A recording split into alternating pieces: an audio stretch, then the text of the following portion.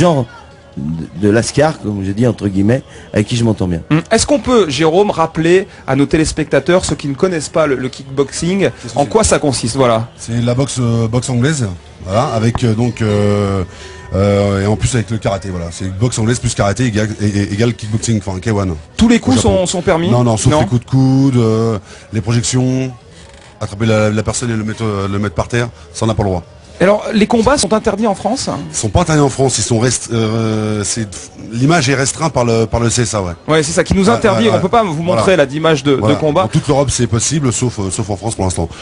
Alors justement, vous pouvez commenter d'ailleurs un petit peu ces images tirées de votre DVD. Ouais. Jérôme, là, vous êtes à l'entraînement. À l'entraînement chez moi avec Trotin, ouais. Avec un sparring.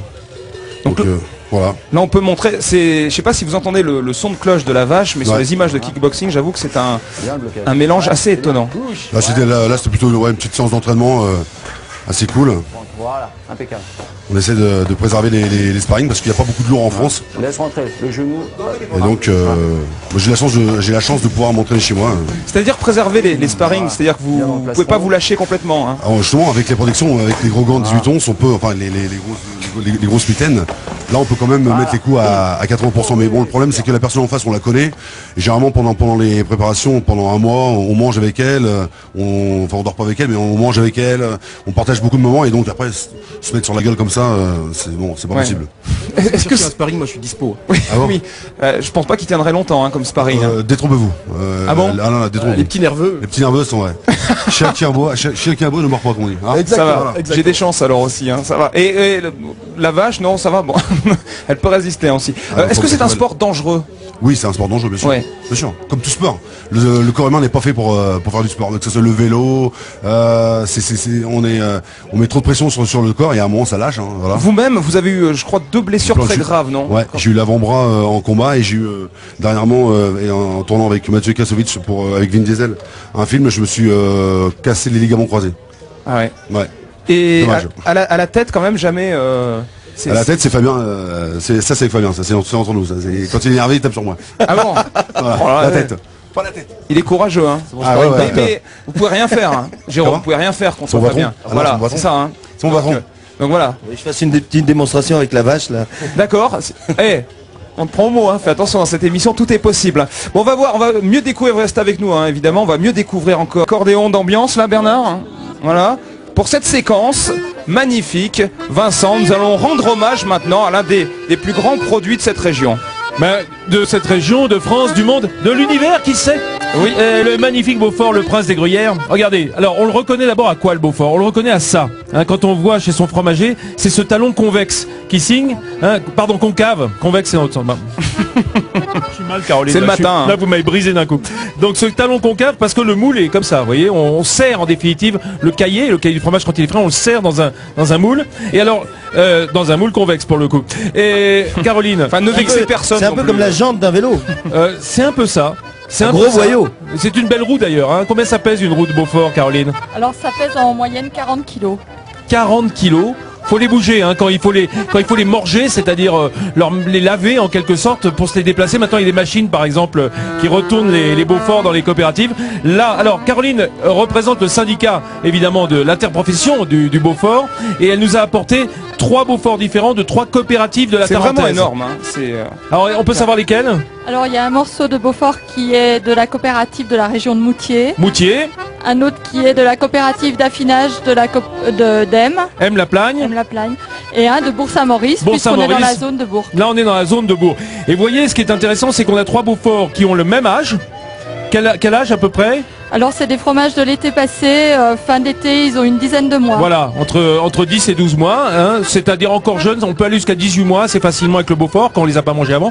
Et là on voit déjà des fromages qui sont très différents en goût. Et c'est assez fort quand même ou... Ah non, oui, c'est hein. Non, enfin c'est fort. C'est un fromage goûteux. Hein. Bernard, non, oui, je ne sais pas. Voilà. Non parce que Fabien vient de se laver les dents. Voilà. C'est un truc juste hors plateau, je l'ai vu, c'était magnifique. D'ailleurs j'ai l'étape à faire. Moi. Voilà, il y a quand même du boulot devant. Ce qui est intéressant, c'est ça, c'est que il n'y a pas un Beaufort, hein, surtout sur des affinages très différents. Là, vous m'avez dit qu'il y en a un qui est par exemple entièrement fait en alpage, c'est celui-ci. Voilà, c'est celui-ci. Il est redescendu après à la coopérative d'Em où il est affiné. Ouais. Donc l'affinage consiste à les saler, frotter et retourner 2 fois par semaine pendant toute la vie du fromage. Ce qui est incroyable, c'est juste un mot pour dire la vie en alpage en été, c'est pratiquement une vie autarcique. Hein, ils vivent comme dans leur grotte là-haut. Hein, ils ne descendent pas, ils font tout sur place, souvent dans des lieux très retirés. C'est extrêmement spartiate comme vie, et pour faire ce merveilleux fromage. Il doit se faire chier, non? Ouais, ouais, Ils ont ouais, pas vraiment probablement. Bon, Jérôme, Vous savez- va, Ouais, merci. Et tu sais que attends-moi là-bas. Jérôme, quand il coupe un morceau de fromage, c'est à peu près ça, hein, de toute façon. Hein. Ah, c'est vrai. Hein. Voilà, c'est ça, c'est sa vache Kerry du matin. Ça, Donc Enfin, ça son tombe petit- bien, hein, son petit morceau. effectivement. Merci, madame, pour ces beaux produits.